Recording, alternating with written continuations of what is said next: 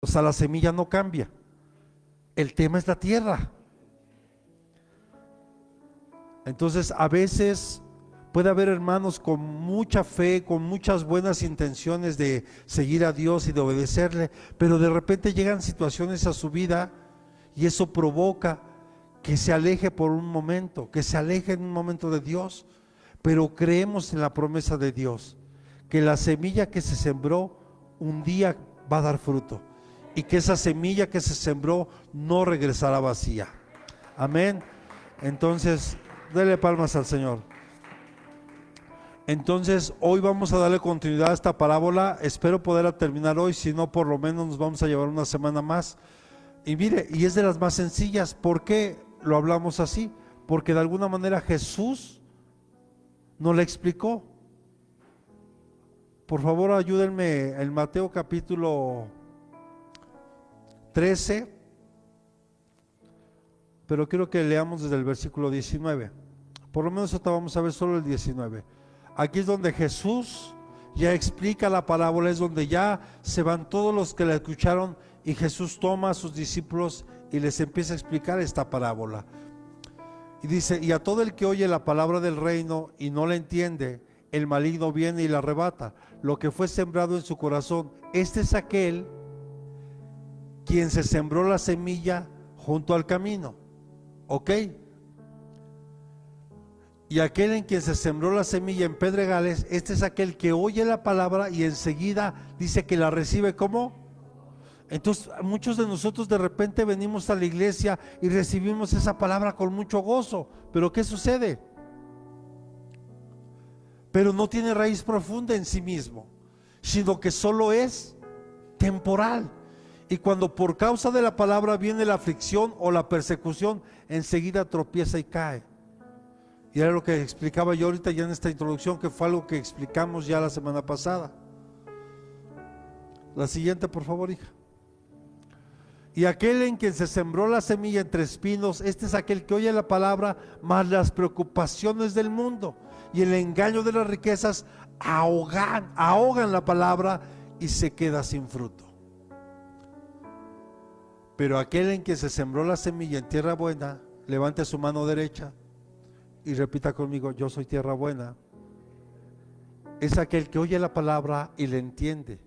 Este sí da fruto y produce, uno a 100, otro a 70 y otro a 30.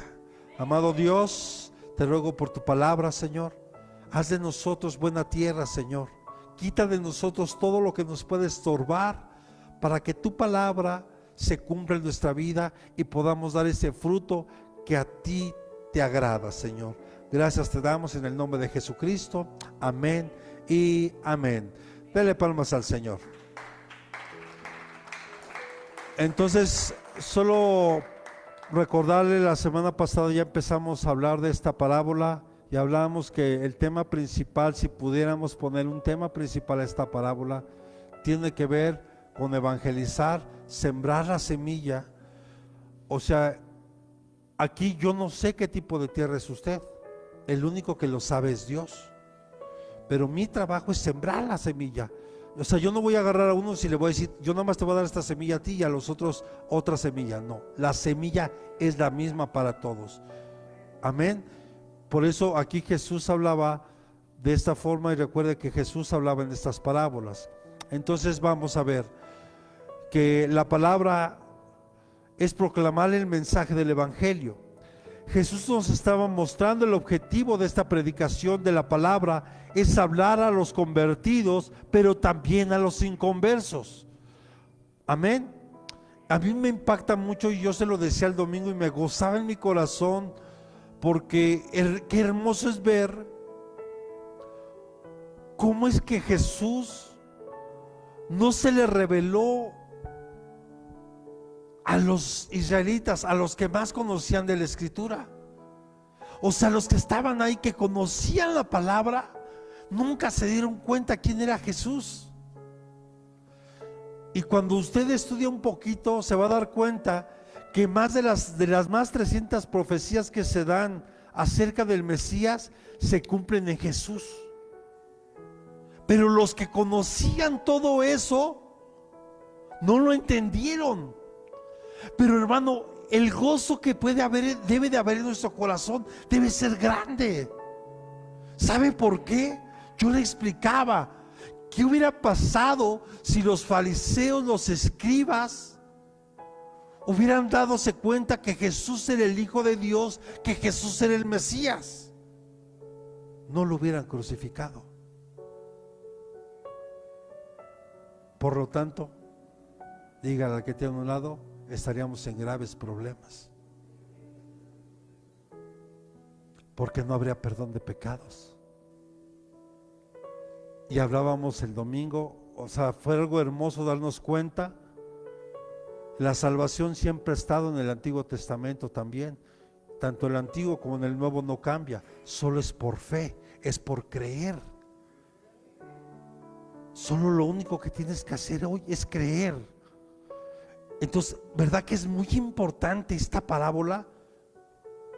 Es esencial enseñar esta parábola. Y que no nos desanimemos si de repente alguien recibe a Cristo, tal vez empieza a venir a la iglesia y tal vez se va. Usted siga orando por él, porque esa semilla que está ahí un día va a dar fruto. La semilla nunca va a regresar vacía. Pero esto también nos enseña a nosotros que no te puedes desanimar, porque está escrito que eso va a pasar con algunos. Algunos por los afanes del mundo, otros por preocupaciones, otros por angustias, por muchas cosas se van a alejar. Pero no significa esto que el día de mañana no puedan regresar y ser verdaderamente transformados por Dios. Amén. Así que diga al que tiene a un lado, no te desanimes. Si el sábado que vamos a evangelizar, tal vez a todos los que les compartamos reciben a Cristo, pero tal vez de todos esos no viene ni uno. No pasa nada, tú ya sembraste la semilla. Eso es lo más importante, y que al final Dios sabrá en qué lugar lo va a plantar. Si es aquí, gloria a Dios. Si no es aquí, lo importante es que tú y yo seamos parte del trabajo. Amén, gloria a Dios. Entonces vamos a ver, como creyentes, dígale que tiene a un lado, no tenemos otro mensaje más que el mensaje del Evangelio, el mensaje de las buenas nuevas. ¿Sabes? Cristo te ama. No importa lo que hayas hecho, no importa lo que estés viviendo, no importa lo que estés pasando. Cristo te ama. No significa que tus problemas se van a acabar. Lo que significa es que Dios ahora promete que va a estar contigo ahí para ayudarte, fortalecerte cuando más lo necesitas. Eso es lo que las personas necesitan hoy saber. Ya no que hay guerras, que hay problemas económicos, que hay enfermedades. Eso ya, hermano, dejemos esos afanes, porque ahí seguirán, y esto seguirá en aumento, porque escrito está. Y Jesús lo dijo en Mateo 24, y es necesario que todo esto acontezca porque es principio de dolores. Punto. Es dar un mensaje de esperanza, de salvación a aquel que lo necesita. Entonces, como creyentes no tenemos otro mensaje que dar. Amén. Entonces aquí vemos en esta parábola 4 profesiones de fe, o 4 tipos de fe, si lo podemos mencionar de esta forma. Cada tipo de persona que oyó la palabra de Dios reaccionó con una fe diferente. Los 4 creyeron. ¿Sí escuchó? Los 4 creyeron en la palabra, porque los 4 la recibieron. Entonces vamos a empezar a ver esto hoy, esos 4 tipos de fe. Primero, una reacción suplantada. Esto quiere decir que hay personas que reaccionan al evangelio en la que el enemigo se las arregla para mantener bajo su control a la persona que está oyendo el mensaje. Algo que he enseñado yo en Guerra Espiritual, cuando hemos estudiado un poquito de guerra, es algo que usted tiene que aprender hoy y recordarlo hoy. Repita conmigo: el campo de batalla es la mente. Está aquí. Está aquí. Todos tenemos malos pensamientos, ¿o no? Todos los que estamos aquí tenemos malos pensamientos. El problema no es que vengan los malos pensamientos. El problema es que tú los consientas y permitas que esos malos pensamientos lleguen a tu corazón. Porque una vez que tú permites que eso llegue a tu corazón, tarde o temprano va a dar a luz el pecado. No es pecado que lleguen malos pensamientos. Empieza a haber pecado cuando tú permites que ese mal pensamiento baje a tu corazón. Y una vez que está en tu corazón, tarde o temprano va a dar a luz pecado. Por eso Pablo dice: renovaos vuestra mente. O sea, no te acomodes a este siglo, no te acomodes a este mundo. Renueva tu mente. ¿Cómo la vamos a renovar? Con la palabra de Dios, meditando en ella. Si hay cosas que no entendemos, como hablábamos hace 8 días, usted no se preocupe, usted sigue estudiando. Le hemos dado herramientas tanto en los discipulados como aquí, para que usted pueda comprender un poco mejor la palabra y que usted pueda, que sea un deleite. Es como cuando usted se sienta a comer un platillo, el que más le guste, el que más le fascine a usted, que usted se deleita ahí y quiere seguir comiendo y dice: así tiene que ser cuando estamos estudiando la palabra, tiene que ser un deleite. Amén. Pero vemos que este primer tipo de fe es cuando lamentablemente la persona puede estar aquí y recibir la palabra, pero el enemigo tiene control en su mente y en su corazón. Por eso es que viene y ¡pum!, le roba. Por eso regresamos a Mateo capítulo 13, verso 19, solo el verso 19.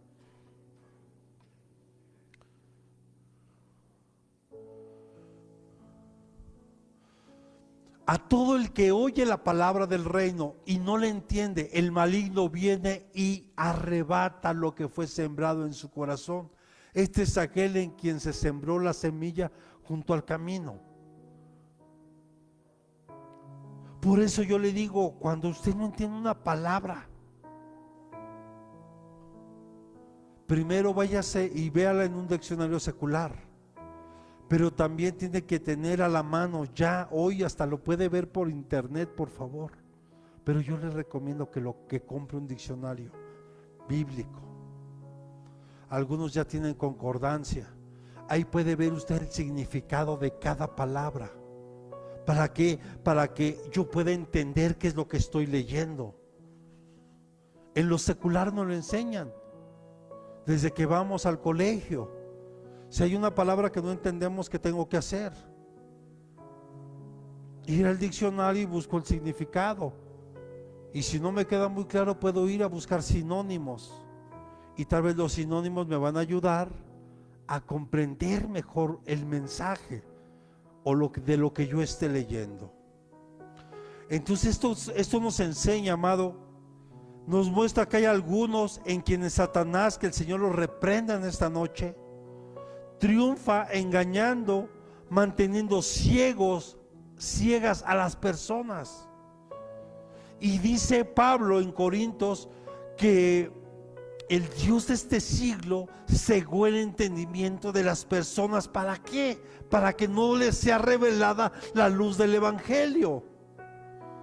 Segunda de Corintios capítulo 4, versículo 3 y 4, si me acompaña.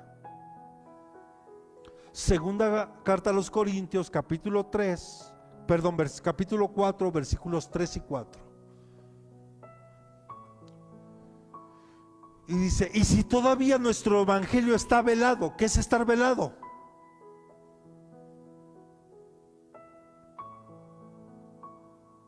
No sabe. Préstame esa rosa que está ahí, ese mantito. Exacto. ¿Qué es estar velado? Por eso cuando Jesús murió en la cruz, el velo se rasgó de arriba abajo. Eso que estaba velado quedó revelado, quedó abierto, quedó descubierto, para que ahora tú y yo podamos entrar a la presencia de papá. Entonces, pero a muchos lamentablemente su entendimiento está velado. El Dios de este siglo, refiriéndose a Satanás, y otra vez lo digo, que el Señor le reprenda, ha cegado el entendimiento de las personas. Dice entonces, y si todavía nuestro evangelio está velado, para los que se pierden está velado. O sea, hay gente que no quiere creer, y por eso es que está velado, no alcanzan a entender. Hermano, perdóneme, no necesito ser teólogo ni ser un gran estudioso de la Biblia para entender lo que Jesús hizo en la cruz por mí. ¿Está de acuerdo? Es muy sencillo. Pero ¿qué sucede? Muchos, como en mi caso hace muchos años, cuando a mí me hablaban de eso, estaba velado mi entendimiento. No entendía el evangelio, no entendía las buenas nuevas. Pero ¿qué dice el versículo siguiente? En los cuales el Dios de este siglo, o de este mundo, perdón, ha cegado el entendimiento de quienes. Pero gloria a Dios, nosotros sí creemos. Entonces nosotros somos creyentes. Esto es para los que no creen, para que no vean el resplandor del evangelio de la gloria de Cristo, que es la imagen de Dios. Estrategia para el día sábado, y empieza a orar desde hoy. Estrategia para el sábado: Señor, quita el velo de las personas que les vamos a compartir. Abre mis labios y que seas tú el que hable a través de mí. Pero quita el velo, Señor, para que ellos puedan entender lo que vamos a hablarles, el amor de Dios a través de Jesús. Esa es la estrategia. Pedirle a Dios que a esas personas se les sea quitado el velo y puedan creer. Y usted va a ver el resultado el sábado.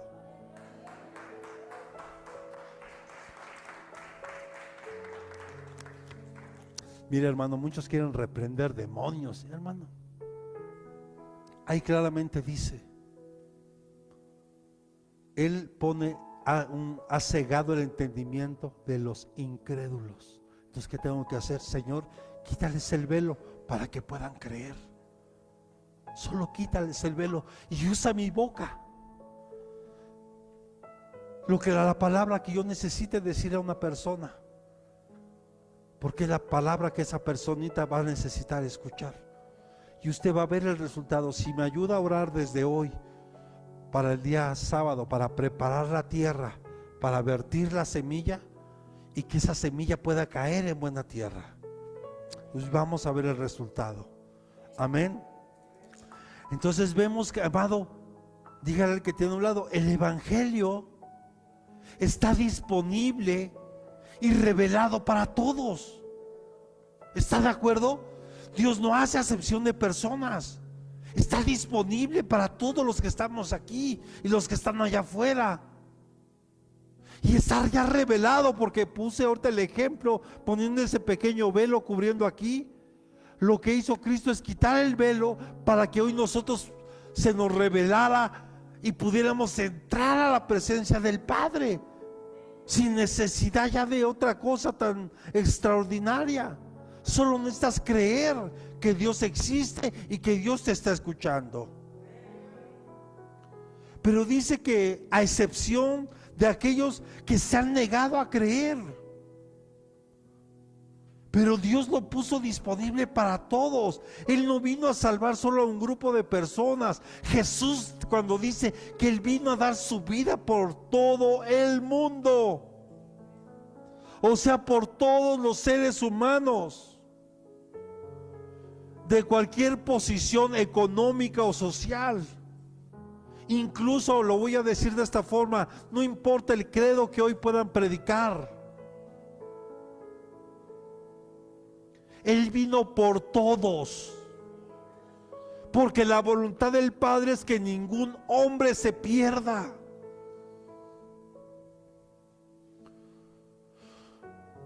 Satanás es el Dios de este siglo y su trabajo es engañar, y lo hace bien. Y solo aquellos que no creen van a ser cegados por él. Muchos se van a dejar llevar, lo vamos a ver un poquito más adelante, por el atractivo del dinero, de la fama. Porque ¿qué hizo el diablo? Si no, hermanos, si él no tuvo temor de tentar a Jesús. ¿Y de qué forma lo tentó? Primero en una necesidad física, porque dice claramente la Escritura que pasado 40 días y 40 noches Jesús tuvo hambre, y se le presenta y le dice: di esas piedras que se conviertan en pan. Y Jesús toma la palabra y le dice: no solo de pan vivirá el hombre, sino de toda palabra que sale de la boca de Dios. Jesús siempre usó la palabra. Después vemos a Satanás que le dice: mira, arrójate desde aquí y dile a Dios, y Él mandará ángeles y te salvarán. Y después lo sube a otro lugar y dice, y le enseñó todos los reinos de la tierra, y le dijo: todo esto te lo ofrezco si tú postrado me adorares. Y el Señor Jesús le respondió: solo al Señor tu Dios adorarás, y solo a Él te postrarás y le servirás. Y Satanás tuvo que huir. O sea, él también te va a querer por la fama, por el dinero, por recursos materiales. Mira, hermano, algo que no puede usted desconocer: después de Dios, alguien que te conoce perfectamente bien es el enemigo. Estábamos en sus terrenos antes. Él sabe qué es lo que te gusta o lo que te gustaba. Por eso yo, cuando le doy el ejemplo, cuando Dios me rescata, lo primero que a mí me empezaron a ofrecer eran botellas de vino, y casualmente de lo que más me gustaba. Entonces yo nada más decía: bueno, la recibía, iba al baño, la tiraba y después rompía la botella.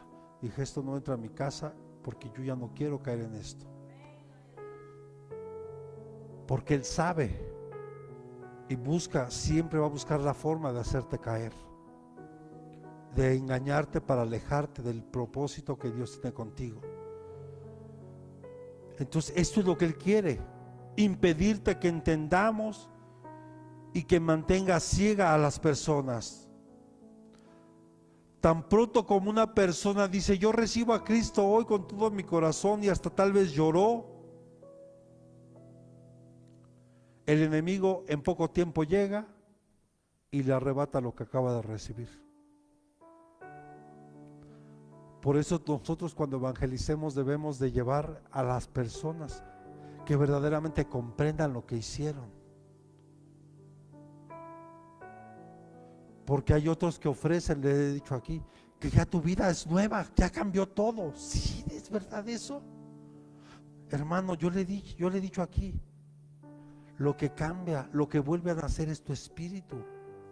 Ese espíritu volvió a ser renovado, renació tu espíritu. Pero tu alma, nuestra alma, hasta el día de hoy necesita ser restaurada. Por ejemplo, alguien que vivió violencia desde que era niño, alguien que fue abusado sexualmente cuando era niño,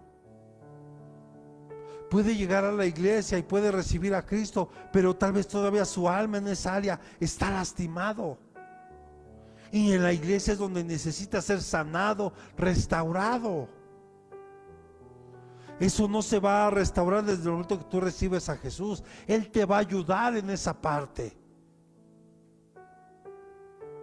Entonces, hermano, por eso le digo, nosotros primeramente tenemos que, cuando llevemos a la gente a que reciba a Jesús, pidamos la ayuda del Espíritu Santo para que a las personitas les podamos explicar lo que hoy, el primer paso que están dando de fe, y que el enemigo no venga a robarles esa semilla.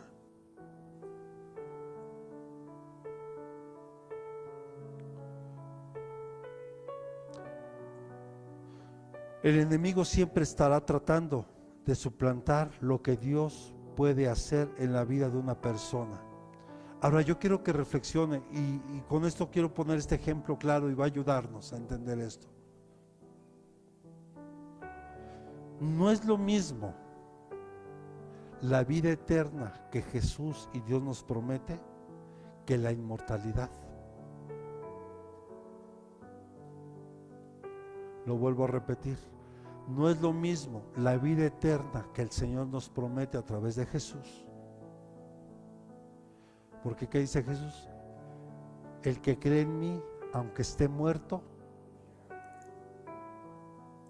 Él nos vino a prometer una vida eterna. Pero mucha gente, en mucho tiempo, durante la historia, muchos se han empeñado en buscar la inmortalidad. La inmortalidad es nunca morir. Y al contrario, Dios te dice, ¿quieres vivir? ¿Cuántos quieren vivir? Ahí viene una paradoja, lo que decíamos de las parábolas. Primero tienes que morir. Morir a tus pasiones, morir a tu viejo hombre, morir a muchas cosas que sabes tú de antemano y yo que no están bien en nosotros y que Dios tiene que seguir trabajando con nosotros. ¿Estamos de acuerdo? Por algo seguimos aquí, amado hermano. Si no, ya no estuviera yo aquí. Santo, santo, santo, solo es el Señor. Segunda profesión de fe es la superficial.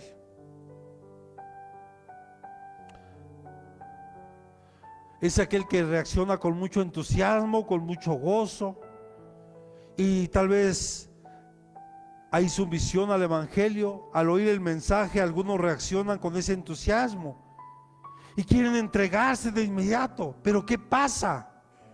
Mateo capítulo 13 versos 20 y 21. Pero ¿qué sucede con ellos?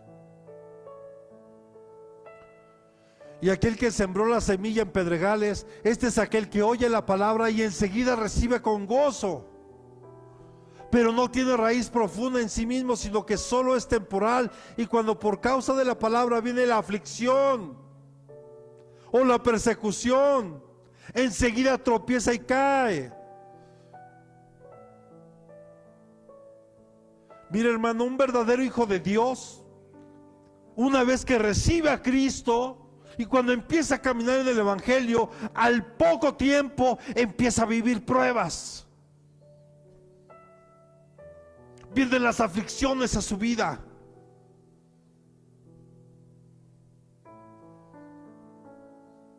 Y muchos, cuando viene esto, se alejan. Reciben a Cristo con mucho gozo, empiezan a venir a la iglesia, se empiezan a integrar, empiezan a hacer cosas para el Señor, pero las primeras pruebas que llegan, se alejan.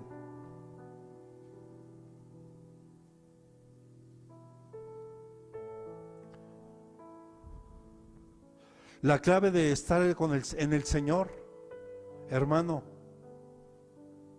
es permanecer. No es suficiente con llegar. Dígale que tiene un lado, tenemos que permanecer.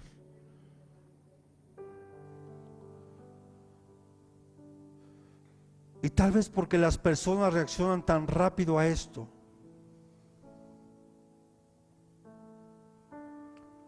no han entendido la implicación de su decisión. Por eso yo le digo hoy, por favor, el sábado que salgamos, a las personas hay que enseñarles que sus problemas no se van a terminar en ese momento. Hay que decirles la verdad, que aún en medio de lo que puedan vivir, el Señor les va a fortalecer. Y sé que hoy algunos de los que están aquí están pasando por sus pruebas, y yo quisiera de repente ayudarte, pero esa prueba es tuya. Lo único que yo puedo hacer por ti es orar por ti, para que sigas adelante y no desmayes, y que el Señor siga fortaleciéndote. Porque este tipo de pruebas, cada uno que ha tomado la decisión de seguir a Jesús y que hemos recibido esta palabra con gozo, vas a vivir aflicciones, incluso persecuciones. Bueno, recuerdo hace muchos años a un hermano que cuando hablaba su testimonio decía que cuando él recibe a Cristo, llega a su casa y le dice: madre, ¿qué crees? Pasó esto, y le empieza a explicar su experiencia. Su madre le dijo: ¿sabes qué? Vete de aquí. A partir de hoy ya no tienes familia, por haber recibido a Cristo. Pero le doy gracias a Dios porque aún ese hermano hasta el día de hoy sigue fiel al Señor. Pero su madre, su familia lo corrieron por decir que estaban traicionando la religión que se les había enseñado. Pero ¿cuántos al vivir esto se alejan del Señor?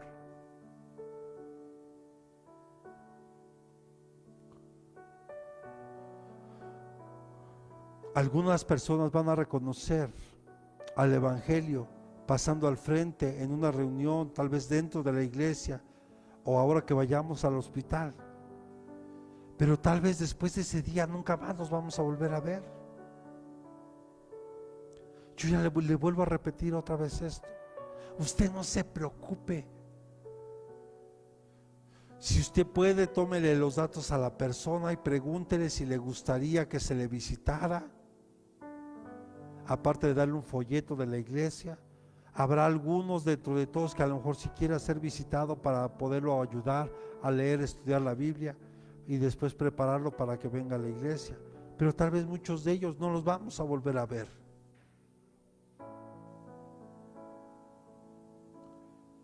Y eso no significa que no hayan sido sinceros cuando ellos recibieron a Cristo.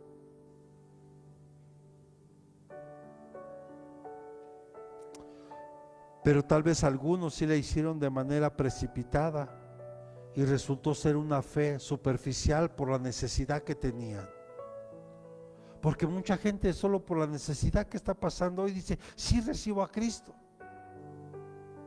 pero solo es algo superficial. Por eso Jesús también pone el ejemplo más adelante en este capítulo 13, dice, ¿verdad? Que nosotros tenemos que aprender a edificar nuestra casa sobre la roca que es Jesús, para que cuando vengan los problemas, cuando vengan las tempestades, cuando venga todo eso que nos quiere destruir, nuestra casa permanezca firme. Pero muchos solo construyen su casa por encimita, o sea, es una fe, perdóneme, solo superficial. Por eso cuando viene el problema, viene la situación que te quiere destruir, muchos lamentablemente sí son abatidos y destruidos por la prueba. Cuando Él permite que tú pases a una prueba, no es para destruirte, es para que crezcas, es para enseñarte algo. Entonces cuando tú siempre estés en la prueba, primero gózate, aunque tal vez no entiendas, gózate. Y dile: Señor, ¿qué quieres que yo aprenda hoy con lo que estoy viviendo? ¿Qué me quieres enseñar con esto? ¿Qué hicieron los amigos de Daniel cuando se les pidió que adoraran la estatua del rey Nabucodonosor? Porque había un decreto real que el que no la adorara tendría que ser arrojado al horno de fuego. ¿Y qué hicieron los tres amigos de Daniel? Todo Babilonia se postró a excepción de ellos. Y una vez que fueron arrojados al horno de fuego, a esa prueba sin duda tremenda, porque dice que la escritura que mandaron calentar 7 veces más el horno, que incluso cuando abrieron las puertas, los soldados que las abrieron, el fuego que salió se tragó a esos soldados. Y qué interesante es ver que cuando ellos son arrojados, ahí es el horno de fuego, porque los echaron amarrados. De repente dice Nabucodonosor, dice: Oye, ¿no eran 3 los que arrojamos? Y ahora hay 4. Y ese cuarto, dice, es semejante a los dioses. Y no solo eso, sino que empezaron a danzar ahí. Empezaron a danzar en medio de la prueba. Sus ataduras se cayeron y salieron ni siquiera oliendo a humo. ¿Qué pasa cuando viene la prueba sobre tu vida?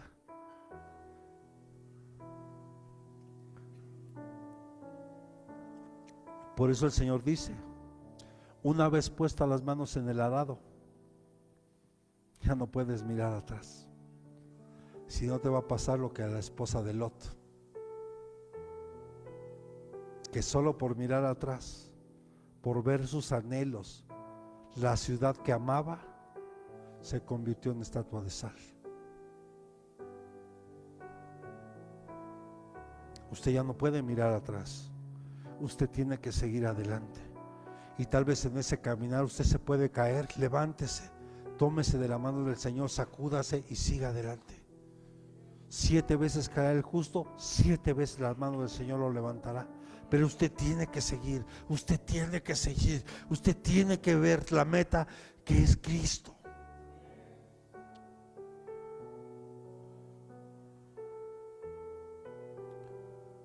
Y en el pasaje de Lucas podemos ver de esta misma parábola, dice que hay personas que creen solo por algún tiempo.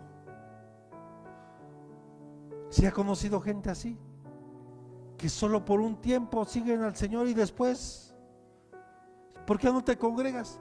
Por el pastor, la pastora, los líderes. Y yo le pregunto a ese tipo de personas, ¿y Dios qué culpa tiene de eso? Pero ¿qué dice Lucas capítulo 8 versículo 13? Es la misma parábola, nada más que aquí la narra Lucas. Y aquellos sobre la roca son los que cuando oyen reciben la palabra con gozo, pero eso no tiene raíz profunda. Creen, ¿qué dice? Por algún tiempo, y en el momento de la tentación sucumben. Usted tiene que aprender que las tentaciones siempre, siempre, siempre van a estar ahí. Va a haber momentos en los que vamos a tener que hacer lo que José hizo, salir corriendo al momento de la tentación. Va a haber otras donde el Señor lo va a fortalecer para vencer esa tentación. Pero va a haber otras donde de verdad usted tiene que correr. Usted tiene que correr, porque si no, esa tentación lo puede hacer caer. Y se acabó. Como ayer me encontré a un hermano, ya tenía muchos años que no lo veía y me dio mucho gusto verlo. Y estuvimos platicando un poquito y me decía, ¿sigues en la iglesia? Luego, sí, gracias a Dios seguimos. Mira, ha sido complicado después de la pandemia, pero seguimos adelante, creyendo y confiando en Dios. Luego, ¿y ustedes se siguen congregando? Dice, sí, pero bajaba su mirada y me dice, sí, lo que pasa es que íbamos a una iglesia. No voy a decir nombre, por supuesto, de la iglesia. Dice, pero el pastor cayó en pecado y la iglesia se destruyó. Pero ¿sabe qué es lo más hermoso, por lo menos de lo que escuché del hermano? Que él sigue viendo a Jesús y que aún no podemos juzgar a nadie, sea quien sea, porque Pablo claramente dice, mire el que crea que está firme. Cualquiera, hermano, cualquiera de nosotros puede caer, cualquiera. Por eso no es bueno señalar a nadie. Yo aprendí esto. Mire, ¿cómo señalamos regularmente? ¿Qué hacemos? Tú, escuche, con un dedo señalas, pero con 3 te acusas a ti. Y Jesús lo dice de esta forma: antes de ver la paja en el ojo ajeno, mira la viga que está en el tuyo. Y cuando tú hayas retirado la viga del tuyo, ahora sí, ve y ayuda a tu hermano que tiene esa paja en su ojo. En otras palabras, nunca es bueno juzgar ni señalar a nadie. Si cayó, hay que mostrar misericordia, orar por él, y si le conocemos, animarlo para que busque la reconciliación con Dios, sea quien sea el nivel espiritual que pueda tener. Aquí no estamos en posición de juzgar a nadie. Es la vida de una persona, de un ser humano que también Dios ama. Y Santiago dice, yo le pregunto, ¿cuántos quieren ganar sabiduría? ¿Cuántos? Levante su mano, ¿ok? ¿Sabe qué dice la Biblia en Santiago? El que hace volver a un hermano de su error ha ganado sabiduría. Entonces, gócese cuando usted puede. Usted es un instrumento de Dios para que un hermano regrese al camino. Ahí Dios nos promete que hemos ganado sabiduría. Amén.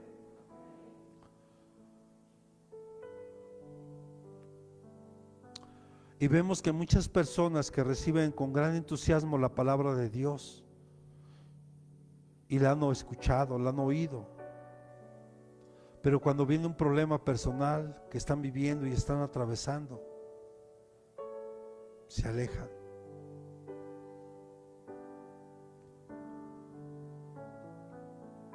Algunos van a responder al evangelio, les sea pasando al frente en una reunión o ahora que salgamos a evangelizar.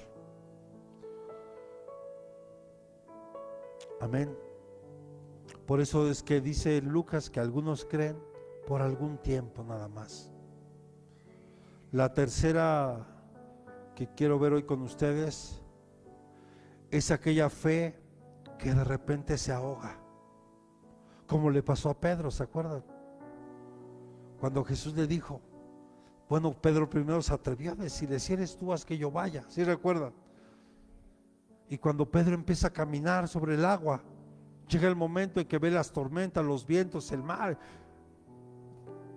Ha de haber sido algo tremendo. Mira, hermano, nosotros lo leemos así, pero imagínense por un momento haber estado ahí. Digo, para empezar, qué atrevimiento de Pedro, haberle dicho a Jesús, haz que yo vaya a ti. Qué fe y qué atrevimiento, porque de los 12 fue el único que lo hizo. Pero cuando él se empezó a hundir,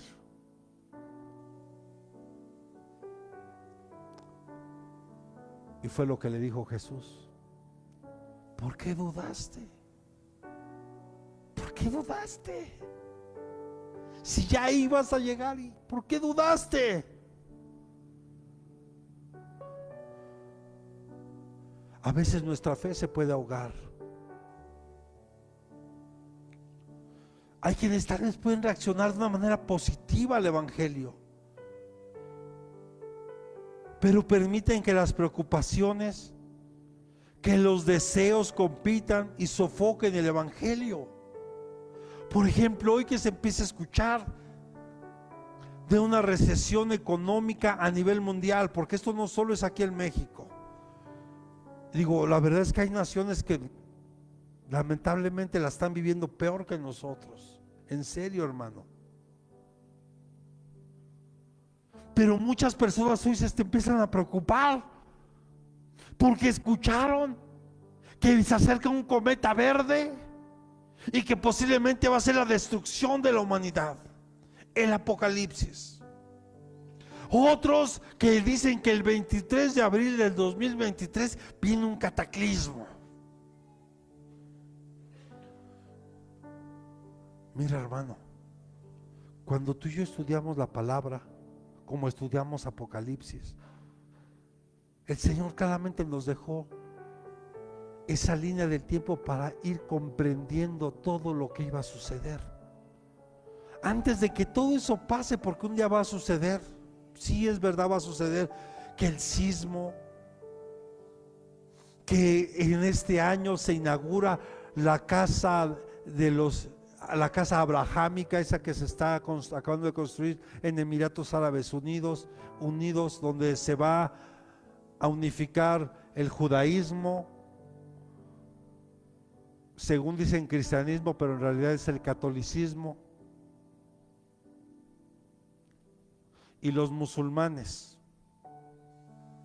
Un complejo en Emiratos Árabes Unidos que en este año se va a inaugurar, y muchas cosas que están aconteciendo, la escasez de alimentos, que hoy que para nadie es un secreto que vamos a comprar algo allá sea al mercado o al supermercado, y pues antes con X cantidad te traías una buena despensa, hoy con la misma cantidad de dinero te traes casi la mitad. Para nadie es un secreto eso. Entonces, pero hay mucha gente que tal vez recibió la palabra de una manera buena, pero las preocupaciones que hay en el mundo, todo lo que está pasando alrededor, empiezan a ahogar, a asfixiar la palabra, a ahogar nuestra fe. Pero si tú y yo confiamos, Dios ha dicho que Él va a suplir todas nuestras necesidades conforme a las riquezas en gloria en Cristo Jesús. Va a suplir todas tus necesidades. Y cuando Jesús empieza a hablar, ¿verdad? Mire, ¿a poco los pajaritos siembran y cosechan? ¿Y les falta alimento? ¿Acaso, qué dice de esas plantas hermosas, necesitan vestirse? Los lirios necesitan vestirse. ¿Quién, siendo injusto, si su hijo le pide un pescado, usted le va a dar una serpiente? ¿Verdad que no hacemos eso? Y dice el Señor, cuando más vuestro Padre que es bueno, ¿a poco le va a faltar algo a usted? Yo le pregunto esto y quiero que lo reflexione hoy, porque con eso igual vamos terminando, casi terminando. Estos 2 años de pandemia, bueno, sé que llevamos más, pero estos 2 años que estuvimos prácticamente encerrados, unos tal vez sin trabajo, otros ni pudiendo salir a vender en su negocio, yo le quiero preguntar, ¿le faltó algo? ¿Le faltó algo? Yo le quiero preguntar, ¿qué más muestra quiere de Dios en su vida? Digo, si con estos 2 años no nos bastó para confiar en Dios, ¿qué más necesitaría vivir para que usted aprenda a confiar en Él?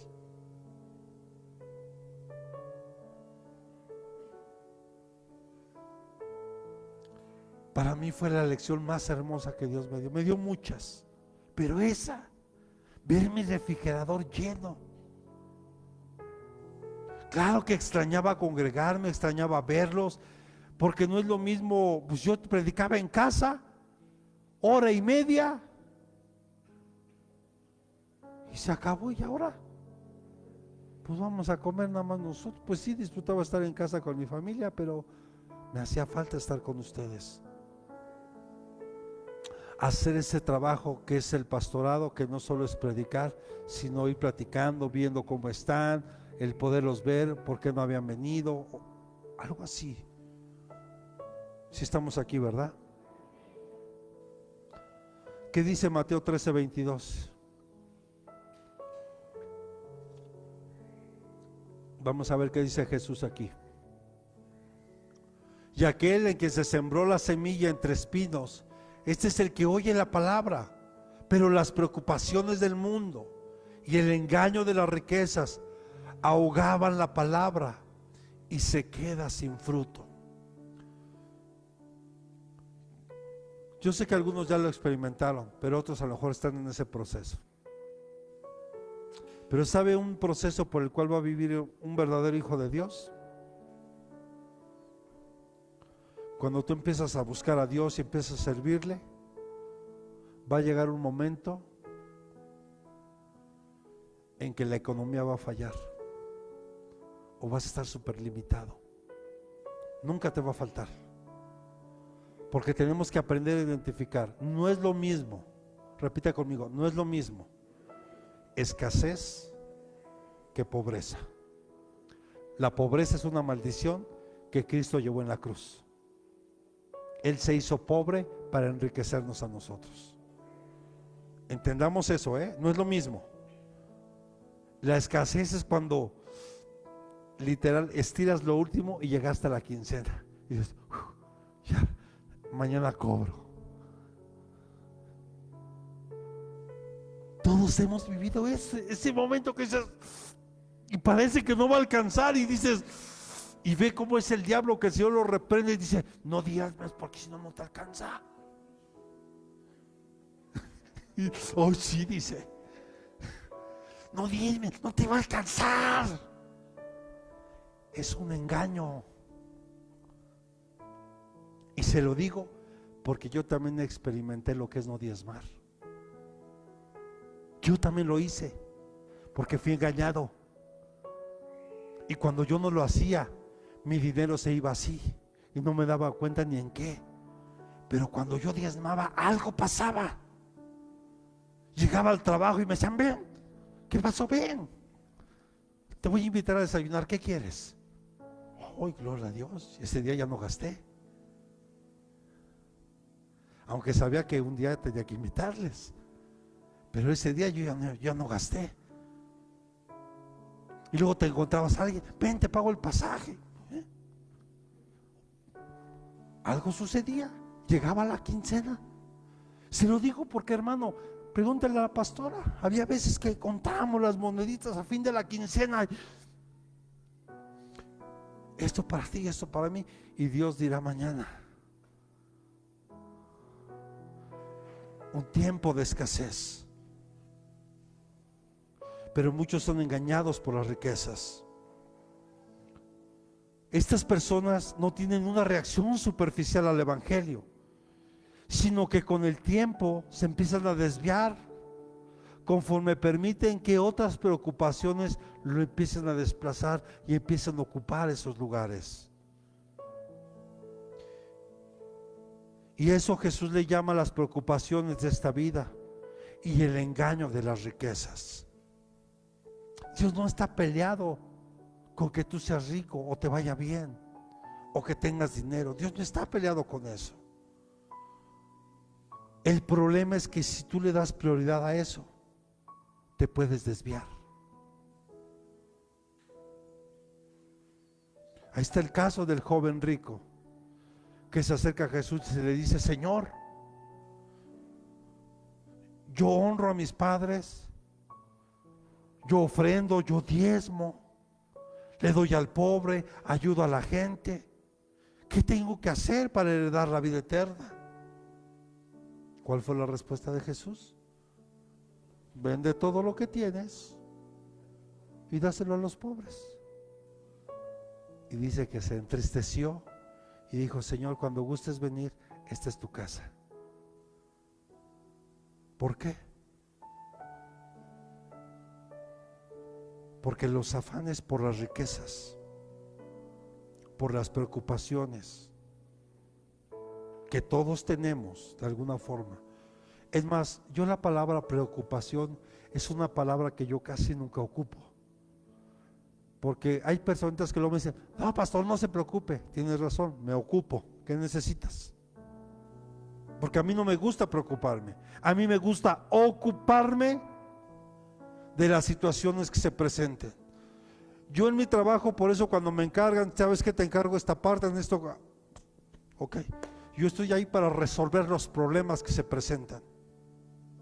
No estoy para generar problemas, estoy para resolver lo que se pueda presentar. Por algo me delegan en mi trabajo y me dicen, te haces cargo de esta parte, ya sabes cómo está el movimiento, si llegas a necesitar algo me avisas. Y regularmente mi jefe lo sabe, yo nunca lo molesto al decirle, oye, fíjese, sino ¿para qué me deja? Si me dejes porque sabe que voy a cumplir con el trabajo y lo voy a hacer bien. Entonces, hermano, usted no se debe de preocupar, ocúpese de lo esencial, ocúpese de creer, de que la palabra que Dios ha sembrado en usted caiga en buena tierra. Ya no se preocupe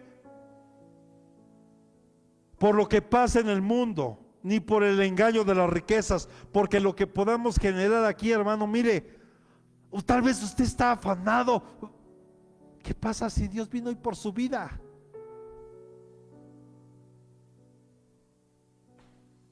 Como aquel hombre que dice que se dio cuenta que tenía una gran cosecha y dice: voy a hacer unos graneros más grandes porque no me va a caber. Y empieza afanado, los construye, ya los llenó, abundancia en todo el esplendor, y dice: ahora sí, alma mía, a dormir y a descansar. Y el Señor del cielo: ay, insensato. Voltea a ver al que tiene a un lado.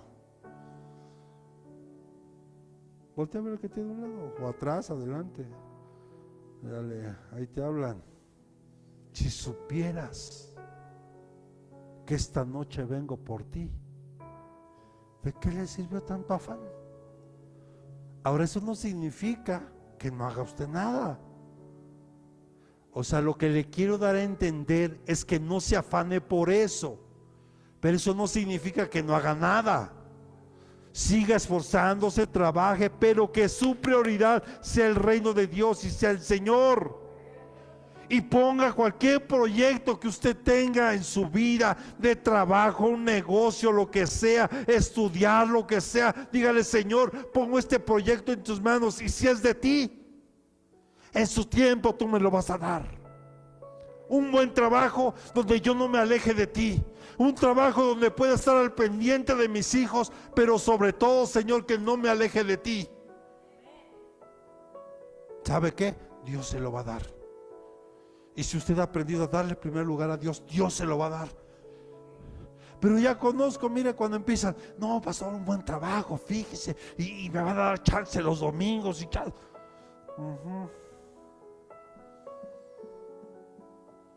Cuando menos cuenta se da, pasa eso. El engaño de las riquezas empiezan a ahogar la semilla que se te vertió.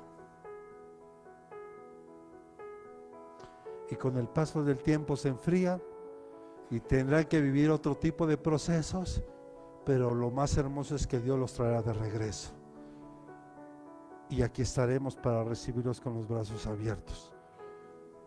Amén. Así que hoy desaloja todo pensamiento, toda preocupación de tu vida. Que tu fe sea una fe sólida. Mire, yo aquí no le hablo del tamaño de fe, porque ya lo platicamos y lo vamos a ver en la siguiente parábola, que es la de la semilla de mostaza. Dios lo único que necesita de ti es que esa pequeña fe que tienes, porque dice: si tan solo tú tuvieras fe como un pequeño grano de mostaza, o sea, la semilla más pequeña, dice, si tú tienes fe como ese pequeño grano de mostaza, tú le puedes decir a esa montaña: muévete. Y esta,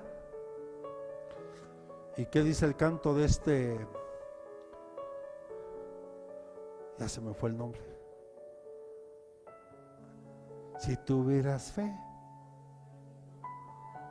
tú le dirías: muévete, y la montaña se moverá. ¿Se acuerda? Ah, ¿verdad? Con una pequeña fe. Pero esa pequeña fe, ponla en las manos del Dios Todopoderoso. De nada te sirve tener mucha fe si confías en tus dones y en lo que tú crees que puedes hacer. Si tú tienes una fe pequeña como ese grano de mostaza, dile: Señor, yo creo y lo pongo en tus manos. Algo vas a hacer, algo va a pasar.